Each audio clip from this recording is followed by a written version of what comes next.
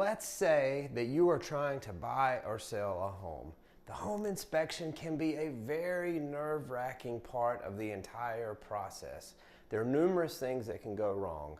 What are those things that can go wrong? And more importantly, if they do pop up in the home inspection report, what can be done to fix them? Or even better yet, what can be done to prevent them from even happening in the first place? I share these tips with you coming up soon. What's up? My name's Steven and I'm a realtor located in the northern Atlanta area, and I get to help people buy and sell houses every day. The home selling or purchasing process can be stressful, right? There are a lot of things that go into it. There are a lot of steps in the entire process.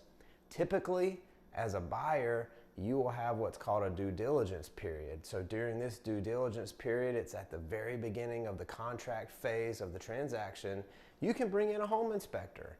That home inspector will go through the entire house and look at various things on the interior, the exterior, and they will put together a rather lengthy report depending on what's going on with the home.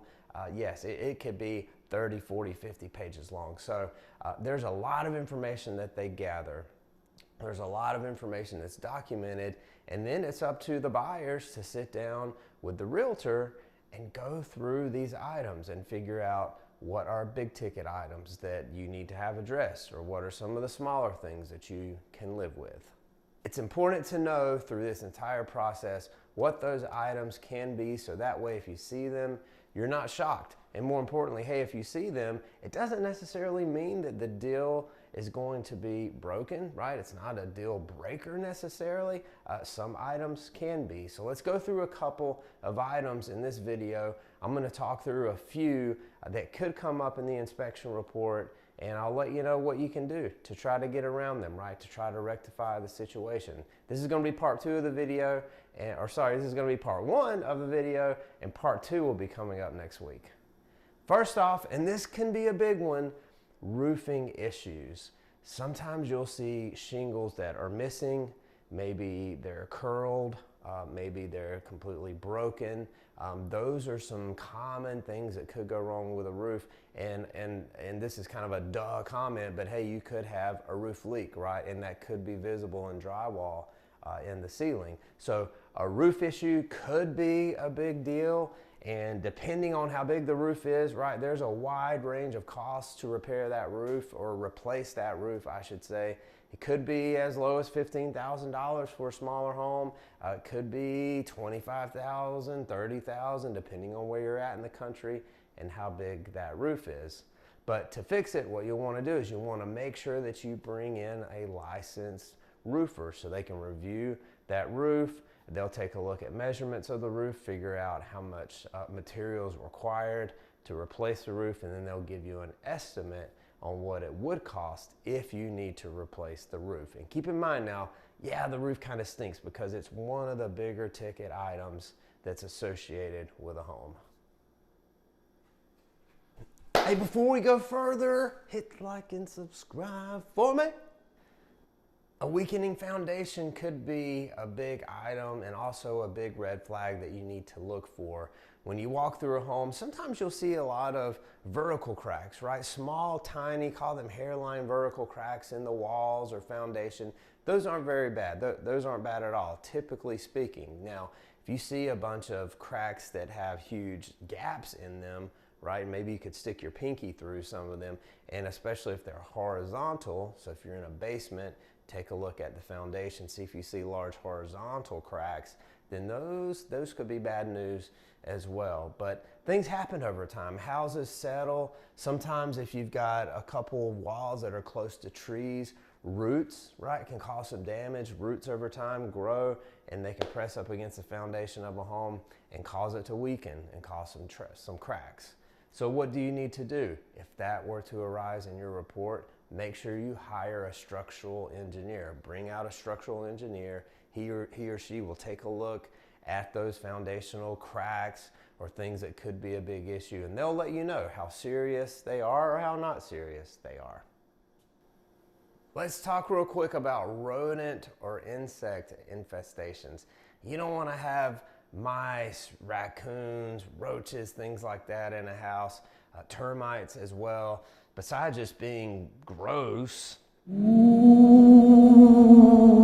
it's just terrible for the home because it can cause structural damage over time, especially termites. You know, they can eat at the wood and it'll compromise the integrity of the entire home. So you as a homeowner, what do you need to do? You need to always make sure that you have a pest control company that comes out regularly, right? And provides some application of treatments and things like that to make sure that those insects and pests are kept out of your home.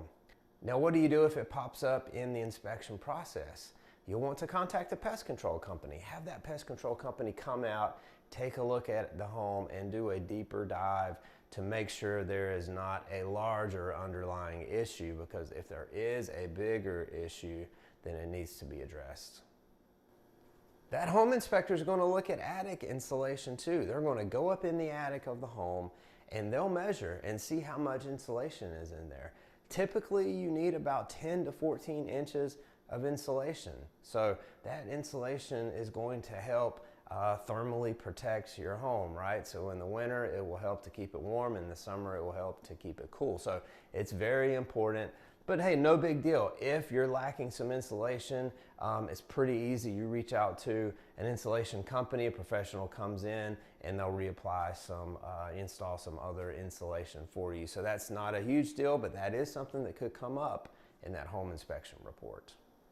Now, I'll bring up electrical issues. A lot of people freak out, right? A lot of people freak out when they hear electrical issues, but more times than not, unless you just have an extremely old house that needs to completely be rewired, that's a big ticket item, right? But unless you're in one of those situations, there are minor electrical issues that could come up. You could have GFCI outlets that aren't operating properly. You could have ungrounded receptacles and small things like that. So what you'll want to do is hire an electrician. Get that electrician to come in.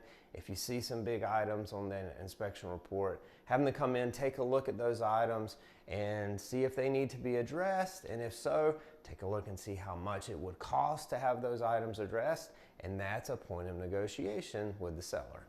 We all know that water can cause issues in a home, right? So poor drainage could be an issue. It could be a big problem that gets noted in that inspection report. So if you take a look at the foundation of your home, you'll generally want to have about a 3-degree slope, from the foundation of your home going out toward the yard. So that way the water can drain properly away from the foundation. So what happens if you don't have that slope?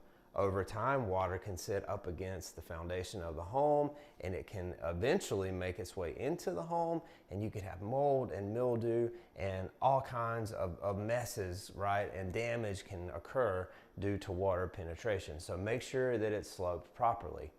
If it comes up in the report, what can you do to fix it?